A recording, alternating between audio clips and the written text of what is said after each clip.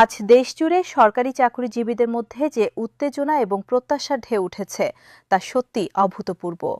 গত কয়েক মাস ধরে যে বিষয়টি নিয়ে লক্ষ লক্ষ সরকারি কর্মচারী অনিশ্চয়তা এবং উদ্বেগের মধ্যে দিন পার করছিলেন, সেই নবম জাতীয় পে স্কেল বা নতুন বেতন কাঠামোর বিষয়ে আজ একটি অত্যন্ত গুরুত্বপূর্ণ এবং ঐতিহাসিক অগ্রগতি হয়েছে।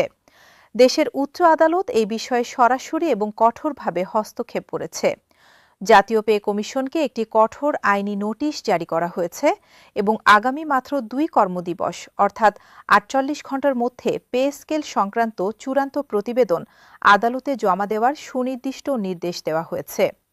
এই নির্দেশনা পুরো প্রশাসনিক মহলে এক ভূমিকম্পের মতো আঘাত করেছে এবং একই সঙ্গে দেশের কোটি কোটি সরকারি কর্মচারী ও তাদের পরিবারের মনে দীর্ঘদিনের হতাশা কাটিয়ে নতুন আশার আলো জ্বালিয়েছে।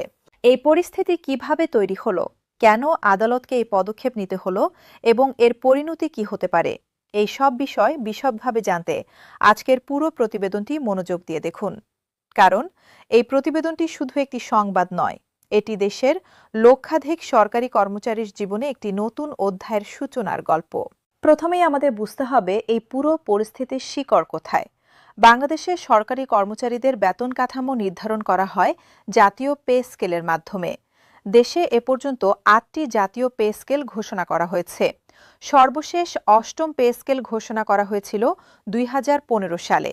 সেই সময় থেকে এখন পর্যন্ত দেশের অর্থনৈতিক পরিস্থিতিতে ব্যাপক পরিবর্তন এসেছে। জীবনযাত্রার ব্যয় বহুগুণ বেড়েছে।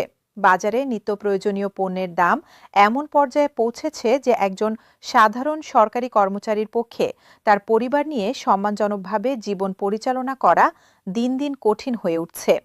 ঢাকা বা অন্যান্য বড় শহরে বাড়ি ভাড়া একাই একজন নিম্ন গ্রেডের কর্মচারীর বেতনের সিংহভাগ খেয়ে নেয়। সন্তানের শিক্ষা, পরিবারের চিকিৎসা, দৈনন্দিন বাজার খরচ সব মিলিয়ে মাস শেষে হাত একদম শূন্য হয়ে যায়।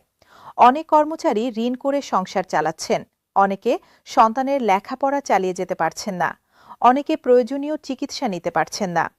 এই দুর্বিষহ পরিস্থিতিতে নতুন পে স্কেলের দাবি তাদের কাছে বেঁচে থাকার প্রশ্নের মতোই জরুরি হয়ে উঠেছিল। এই বাস্তবতা মাথায় রেখে বিভিন্ন সরকারি কর্মচারী সংগঠন এবং ফেডারেশনগুলো বহু আগে থেকেই নবম জাতীয় পে স্কেল ঘোষণার দাবি জানিয়ে আসছিল। সভা সমাবেশ, স্মারকলিপি, মানববন্ধন সব ধরনের গণতান্ত্রিক পদ্ধতিতে তারা তাদের দাবি সরকারের কাছে তুলে ধরেছেন। এই দাবির প্রতি সাড়া দিয়ে সরকার জাতীয় পে কমিশন গঠন করে। কমিশন তার কাজ শুরু করে এবং গত ৬ মাস ধরে বিভিন্ন মন্ত্রণালয়, বিভাগ ও অধিদপ্তরের সঙ্গে বৈঠক করে তথ্য সংগ্রহ করে। কর্মচারী সংগঠনগুলোর সঙ্গেও পরামর্শ করা হয়। আন্তর্জাতিক বিভিন্ন দেশের বেতন কাঠামো পর্যালোচনা করা হয়। দেশের মূল্যস্ফীতি, জীবনযাত্রার সূচক এবং সরকারের রাজস্ব আয়ের পরিসংখ্যান বিশ্লেষণ করা হয়। কিন্তু এত কিছুর পরেও চূড়ান্ত প্রতিবেদন জমা দেওয়ার বিষয়ে বারবার দেরি হতে থাকে। কখনো বলা হয়েছে রাজনৈতিক পরিস্থিতি অনুকূল নয়, কখনো বলা হয়েছে অর্থনৈতিক সংকটের কারণে বেতন বৃদ্ধি সম্ভব নয়, কখনো আবার প্রশাসনিক প্রক্রিয়ার জটিলতার কথা বলা হয়েছে। একের পর এক অজুহাত আর বিলম্বের এই ধারায় কর্মচারীদের মধ্যে তীব্র হতাশা এবং ক্ষোভ দানা বাঁধতে থাকে। তারা বুঝতে পারছিলেন যে শুধু আবেদন নিবেদন আর ধৈর্য ধরে অপেক্ষা করে এই দাবি আদায় হবে না।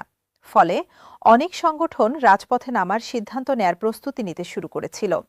এই পরিস্থিতিতে বিষয়টি আদালতে যায় এবং একটি জনস্বার্থে দায়ের করা রিটের ভিত্তিতে উচ্চ আদালত পে স্কেল বিলম্বের পুরো বিষয়টি আমলে নেয়। আদালত দেখল একটি কমিশন গঠন করা হয়েছে। সেই কমিশন মাসের পর মাস কাজ করেছে, কিন্তু চূড়ান্ত প্রতিবেদন জমা দেওয়া হচ্ছে না। লক্ষ লক্ষ কর্মচারী তাদের ন্যায্য পারিশ্রমিক থেকে বঞ্চিত থাকছেন। এটি কেবল প্রশাসনিক অদক্ষতা নয়, এটি সরকারি কর্মচারীদের মৌলিক ও সাংবিধানিক অধিকারের লঙ্ঘন। কারণ সংবিধান অনুযায়ী প্রতিটি নাগরিক তার শ্রমের ন্যায্য মূল্য পাওয়ার অধিকার রাখেন। সরকার যখন তার কর্মচারীদের সেই অধিকার নিশ্চিত করতে ব্যর্থ হচ্ছে, তখন বিচার বিভাগের হস্তক্ষেপ করা সাংবিধানিক দায়িত্ব হয়ে ওঠে। এই বিবেচনায় আদালত পে কমিশনকে কঠোর নোটিশ জারি করেছে এবং ২ কর্মদিবসের মধ্যে চূড়ান্ত প্রতিবেদন জমা দেওয়ার নির্দেশ দিয়েছে। নোটিশে স্পষ্টভাবে বলা হয়েছে, নির্ধারিত সময়ের মধ্যে প্রতিবেদন জমা না পড়লে সংশ্লিষ্ট কর্মকর্তাদের বিরুদ্ধে আদালত অবমাননার মামলায় কঠোর ব্যবস্থা নেওয়া হবে। আদালত অবমাননা বাংলাদেশের আইনে অত্যন্ত গুরুতর একটি বিষয়। এই অভিযোগে দোষী সাব্যস্ত হলে সংশ্লিষ্ট ব্যক্তিকে কারাদণ্ড ও জরিমানা দুটোই দেওয়া যায়। কোনো উচ্চপদস্থ সরকারি কর্মকর্তার জন্য এই পরিণতির ভয় অত্যন্ত বড় একটি চাপ। এই কারণেই আদালতের নোটিশ পাওয়ার পরপরই পে কমিশনের পুরো পরিবেশ পাল্টে গেছে। যে কাজটি মাসের পর মাস ঝুলেছিল সেটি এখন যুদ্ধকালীন গতিতে সম্পন্ন করার চেষ্টা হচ্ছে। কমিশনের চেয়ারম্যান এবং সকল সদস্যদের নিয়ে তাৎক্ষণিকভাবে জরুরি বৈঠক ডাকা হয়েছে। সপ্তাহান্ত বা ছুটির দিনের কোনো বিবেচনা নেই, রাত দিন কাজ চলছে। কমিশনের প্রতিটি বিভাগ এখন পূর্ণ গতিতে সচল। কমিশনের ভেতরের সূত্র জানাচ্ছে তাদের সামনে এখন কয়েকটি বড় কাজ রয়েছে। প্রথমত, বিদ্যমান 20টি গ্রেডের কাঠামো পর্যালোচনা করে নতুন কাঠামো নির্ধারণ করতে হবে। কোনো বিশেষজ্ঞ মত দিচ্ছেন গ্রেডের সংখ্যা কমিয়ে 16 করা হতে পারে। আবার অনেকে বলছেন বিদ্যমান 20 গ্রেডই বহাল থাকতে পারে। দ্বিতীয়ত, প্রতিটি গ্রেডে সর্বনিম্ন থেকে সর্বোচ্চ বেতনের পরিসীমা নির্ধারণ করতে হবে। তৃতীয়ত, বাড়ি ভাড়া ভাতা, চিকিৎসা ভাতা, যাতায়াত ভাতা, শিক্ষা ভাতা, উৎসব ভাতা সহ বিভিন্ন